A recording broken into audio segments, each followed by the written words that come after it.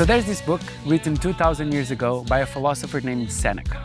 Here, he states that life is not short, but we make it short.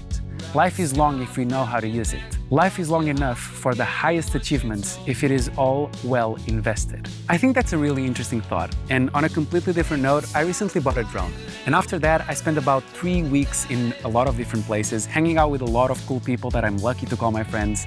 And I took that opportunity to learn how to fly this thing, make some memories, and share what's on my mind.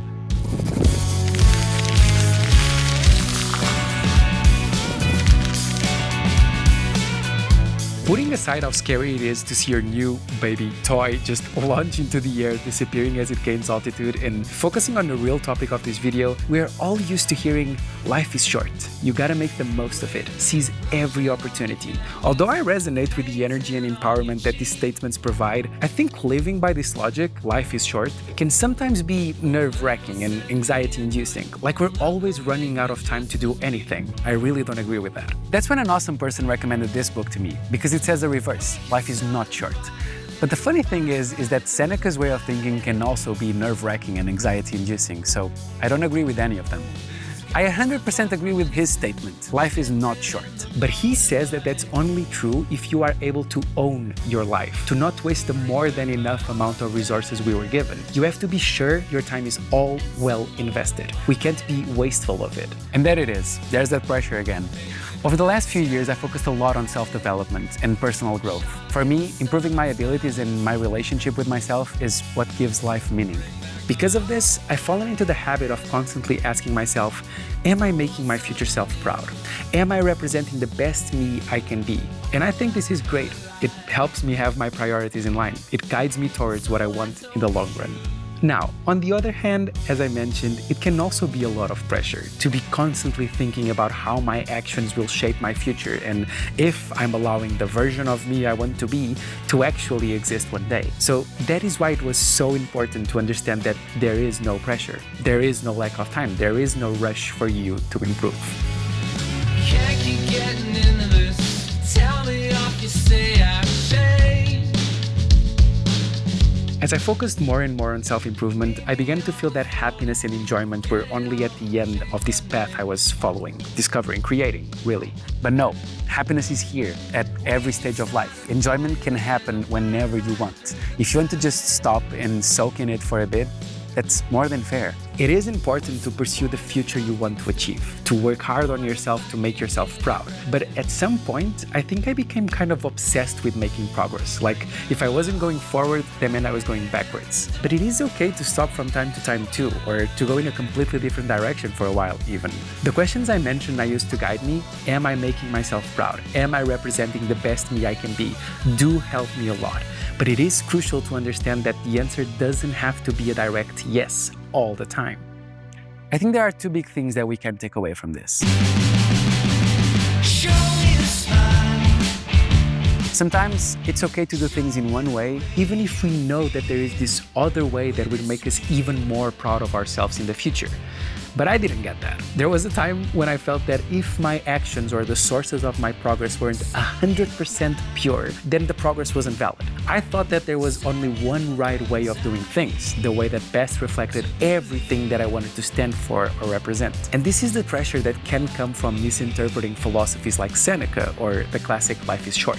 You feel that it's either 100% or 0%. You can either be living your life right or be throwing it all away. And that type of pressure shouldn't be put on anyone. For example, let's say you want to go to the gym every week from now on. You'll be crazy proud of yourself if you do it on your own. Sure, but what if you ask a friend to come with you as an accountability partner? Just because it makes it easier doesn't make your progress less valid. Or in another example, let's say you're working on improving your self-esteem. The best way to do it, to make yourself the most proud, would probably be by investing in self-improvement, maybe therapy and journaling. However, what I couldn't realize when I was going through this is that there is nothing wrong in feeling that you're also improving your self-esteem through, let's say, meeting new people and receiving that sort of external validation.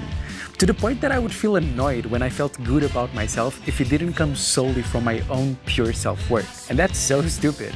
If in the end you get the results that you wanted and the means still reflect the person you want to be, then there is nothing wrong in choosing that path. Even if there was another option that would stand as an even bigger mark of success and perseverance in your past, just take the win. And besides that, sometimes it's okay to even delay an important responsibility. If you come to a point in your life where you realize you should take this big or small step, like once again going to the gym or quitting your job, ending a relationship, starting a diet, I don't know, anything, there is nothing wrong in postponing it a bit just to recharge, to get some air, to have some fun, to make sure you have the right stance to make that jump. Just because you now know what you should do, it doesn't mean that if you don't do it immediately in the most pure and perfect way, you are throwing your life away. And this can be true for a while, as long as you don't feel that you are betraying your future self by delaying it even more. In that moment, if you feel that, then that's your subconscious telling you that it is the right time and you should respect it.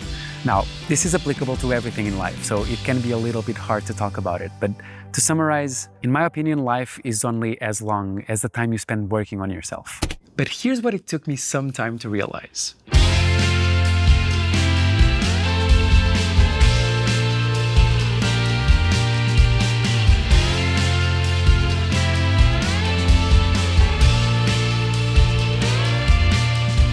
While I do strongly believe that improving your relationship with yourself is what gives life meaning, and because of that, I've been actively focused on self-growth for quite some time now, it was actually only recently that I truly understood that working on yourself includes vacations from self-development. It includes off days where you don't take any steps towards the future self you want to become. It includes setbacks and distractions and mistakes and conscious wrong choices. Because sometimes, even if you know that what you're doing doesn't reflect your best self, that wrong choice, procrastination, conscious denial, or just focusing on having fun instead of your goals or tasks, in the long term can help you get there faster, stronger, and even easier with less effort. Because you allowed yourself time to breathe, rest, recharge, and enjoy the moment you're currently in. What I mean is, you don't have to get to the finish line to start enjoying the view. Everything is part of the process, part of life. And we have more than enough time. You are constantly working on so many things in your life. In school, work, relationships with others, with yourself. If you try to make progress in all these areas, always in the most pure way, and as soon as you realize what your next steps should be, then you won't have the energy to keep going because you're making it unnecessarily hard on yourself. Sometimes the best way to make yourself proud is by allowing yourself to not chase it for a bit. Life is not short. There is no pressure. So don't be afraid to enjoy the now. You've got the time.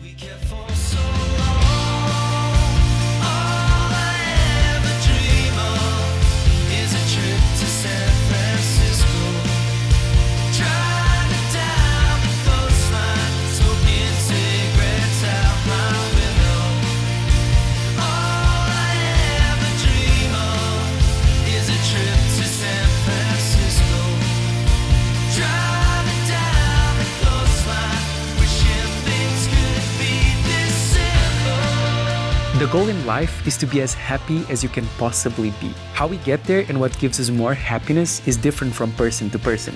Happiness is a personal concept. Everyone has their own unique definition. So the only way to achieve your own description of what happiness is by being true to yourself. But that doesn't mean you can not only enjoy life once you are the most you can be. If you understand that actively trying to become who you want to be is as valid and important to the progress as allowing yourself to just stop, rest, and just have fun, then happiness will be available to you everywhere, all the time.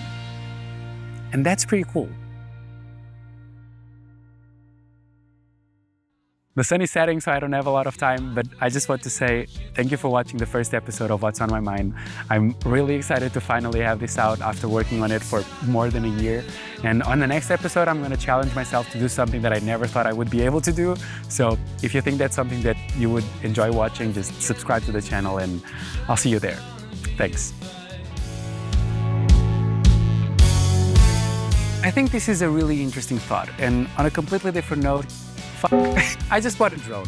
So I took the opportunity to fly it around, and this is not the text at all. Maybe I should learn it before we do this. I recently bought a drone. I just bought a drone. and I'll be taking, no, fuck. I recently bought a drone. So after that, I spent about 3 weeks, I recently bought a drone. And I took about 3 weeks to fly it around. I recently bought a drone. And after that, I spent a lot of...